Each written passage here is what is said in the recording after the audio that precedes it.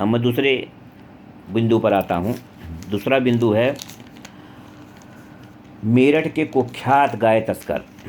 कुख्यात, हजारों करोड़ का गाय की तस्करी ये कर चुका था। ये आदमी मेरठ का है, मेरठ का था।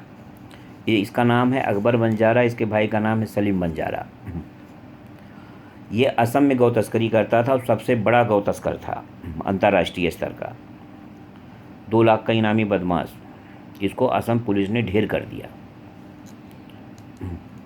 पहले गिरफ्तार किया, फिर मौके वारदात पे मुआवना करने गए तो उनके ऊपर इसने बंदूक छीन के फायरिंग कर दिया। ये और इसका भाई दोनों उस मुठभेड़ में मारे गए, अकबर बंजारा और सलीम बंजारा।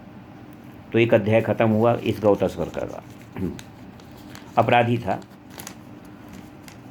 बहुत दुर्दांत अपराधी था और बहुत चालाक। अब तौकीर रजा एक हैं, वो नरेंद्र मोदी जी को धृतराष्ट्र और एक और पाकिस्तान बन सकता है इसकी चुनौती दे रहे थे और ललकार रहे थे। योगी जी ने उनका उपाय किया, उनके साथ चेतावनी दी और वो आज अपने बयान से पलट गए। ये भी एक अच्छी खबर हुई और ये भी एक बहुत बड़े संकट को इस देश पे, इस राज्य पे टालने वाला एक बहुत बड़ा कदम था, एक बहुत बड़ा सुधार हुआ। भाइयों और बहनों, आज तीसरे मुद्दे पे आता हूँ। अलवर में जो 350 साल पुराने मंदिर गहलोत सरकार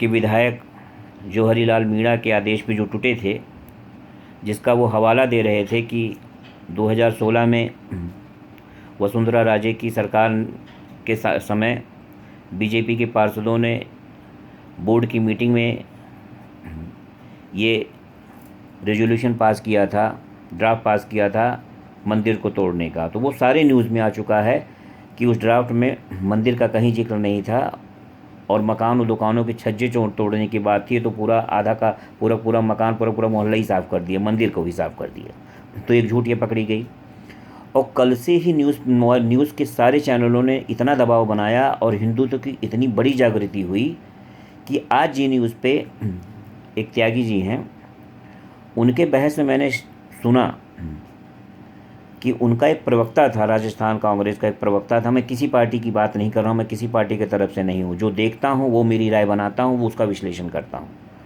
दबे जवान में ही सही उस आदमी ने स्वीकार किया, उस आदमी ने कहा ये दबाव से ही हो पाया, ये लड़ाई से ही हो पाई, ये संगठित आवाज़ की ही देन है।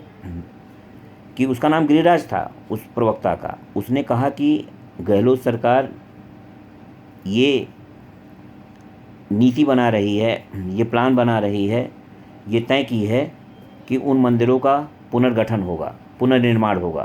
तो ये बहुत बड़ी जीत है। एक आवाज़ उठाने का, संगठित आवाज़ उठाने का ये परिणति होती है, ये सुखद परिणाम मिलता है। अब मैं चौथे बात पे आता हूँ।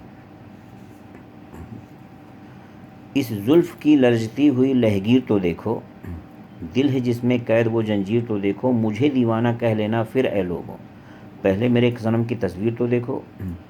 क्या देश में ये कोहराम, ये विपक्षी, ये हिंदू मुस्लिम सुप्रीम कोर्ट बुलडोज़र, ये छाती पीटना, ये पूरे के पूरे चारों तरफ घमासान मचाना, पूरे के पूरे समाज में एक आपाधापी तैयार करना, एक असंतोष तैयार करना, आर्थिक रास्तों को अवरुद्ध करना, सड़कें बंद करना।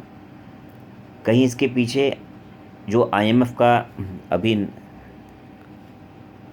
निकट समय में जो घोषित किया हुआ डेटा है कि भारत इतने प्रचंड कोरोना महामारी, रशिया यूक्रेन के युद्ध काल में भी अपना GDP ग्रोथ 8.9 से 8.2 पे बना के रखा हुआ है, बचा के रखा हुआ है।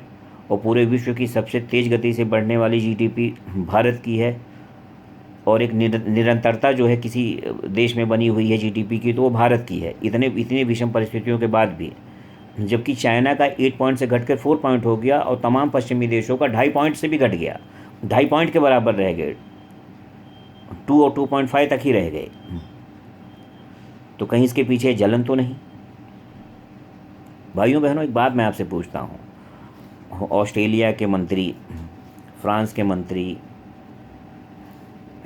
रशिया के विदेश मंत्री, अब ताज़ा तरीन प्राइम मिनिस्टर लंदन के, इंग्लैंड के, अमेरिका के सुरक्षा सलाहकार, ये अचानक ये भारत का दौरा क्यों करने लगे? जिसके जिसके ऊपर रशिया आंख टेढ़ी कर रहा है और खुली चुनौती दे रहा है, वो सारे लोग भारत में विजिट क्यों कर रहे हैं, भारत के शरण में क्यों आ रहे हैं? क्यों उनको एक एक मदद की किरण, एक एक सुरक्षा की किरण भारत दिखाई देता है? एक अंतर्राष्ट्रीय मंच पे क्या भारत की ये प्रतिष्ठा सुखद नहीं है? क्या रशिया का डर उन्हें भारत की तरफ नहीं खींच रहा है? क्या भारत का कद पूरे अंतर्राष्ट्रीय बिरादरी में नहीं बढ़ा है? सोचिएगा। जय हिंद।